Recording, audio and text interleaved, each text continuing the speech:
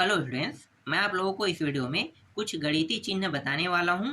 ये चिन्ह बहुत ही महत्वपूर्ण है और इसके बारे में जानना भी बहुत ही ज़रूरी है, इसलिए ये वीडियो मैं लेकर आप लोगों के लिए आया हूं। तो चलो देख लेते हैं। देखो, पहला में क्या दिया है, बराबर दिया हुआ है। ठीक है, बराबर अक्सर गणित के प्रश्न जब हल करते हो तो वहाँ पे आपको बराबर का चिन्ह देखने को मिलता ही मिलता है ना। तो बराबर के बारे में आप लोगों को पता होगा। ठीक है, तो बराबर के बारे में पता है, तो बराबर को हम क्या कहते हैं हिंदी में, बराबर, अंग्रेजी में इक्वल, इज इक्वल टू कहते हैं। ठीक है, तो इज इक्वल टू या फिर इक्वल भी बस बोल सकते हो। इसी तरीके से दूसरा जो है, ये है छोटा का निशान।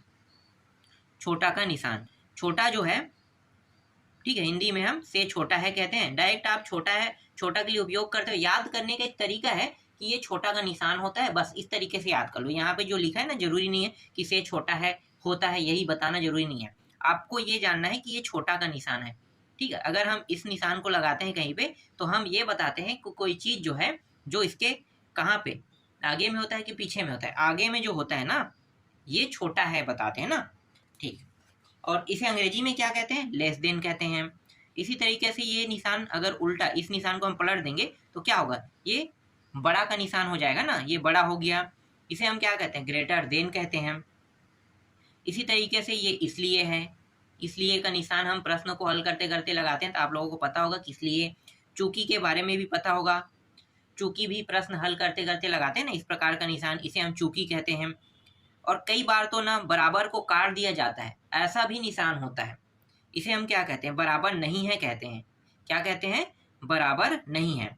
और ये जो निशान है, कुछ प्रश्नों में आपको देखने को मिल सकता है। फिलहाल ये ज़्यादातर 10वीं के बाद के कक्षाओं में आपको ज़्यादातर देखने को मिलेगा। इसके पहले वाले में बहुत कम चांस है देखने को मिल जाए, एक आध दो प्रश्न में जरूर मिल सकता है। इसके अलावा ये आगे के क्लासों में देखने को मिलेगा। ठीक है, इसे हम कहते हैं फॉर ऑल, या इसे आप हिंदी में कह सकते हो सभी के लिए। ठीक है, सभी के लिए। और ये जो है ना, ये अवयव है। ठीक है, क्या है, ये अवयव है। अगर कोई किसी को अवयव दर्शा रहा है तो आपको क्या करना है, इस निशान को लगा देना है। और अगर किसी को अवयव नहीं दर्शा रहा है तो आपको क्या कर देना है, इसे काट देना है। ठीक, और ये जो निशान है, ये समरूप का निशान है। इसके बारे में हम लोग 9वीं से पढ़ते आ रहे हैं। ठीक है, समरूप के बारे में, समरूप के बारे में आप लोग जो है 9वीं से पढ़ते आ रहे हो। तो ये निशान जो होता है, ये समरूप का निशान होता है।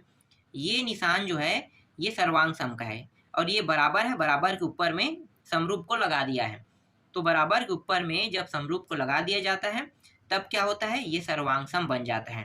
ठीक है, सर्वांग सम में कोई त्रिभुज है, उसके सभी भुजा क्या होते हैं, बराबर होते हैं। भुजा बराबर तो कोण भी बराबर। लेकिन समरूप का नियम ऐसा नहीं होता है। समरूप के नियम में कोण बराबर हो सकते हैं पर भुजा बराबर नहीं हो सकते। ठीक है, ये है समरूप का, यही नियम है। देखो, इसका उपयोग भी हम करते हैं, लेकिन हम लोग जानते नहीं है कि ये चिन्ह जो है, ये क्या चीज को दर्शा रहा है। कई प्रश्न जो है उसमें हम उपयोग करते हैं, और ये स्टार्टिंग से करते आ रहे हैं, छोटे से छोटे क्लास से। क्या आप लोगों को पता है कि ये चिन्ह किसका है? नहीं पता है ना।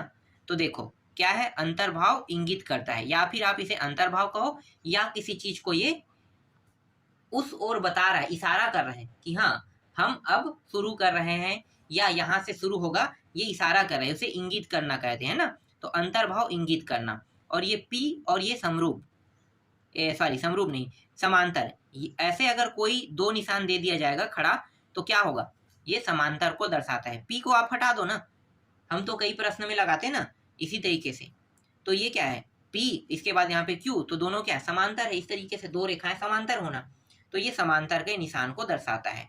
तो ये काफी महत्वपूर्ण सूत्र है, सूत्र हम नहीं कह सकते, चिन्ह कह सकते हो। ठीक है, ये काफी महत्वपूर्ण चिन्ह है जिसे आप लोगों को जानना बहुत जरूरी है।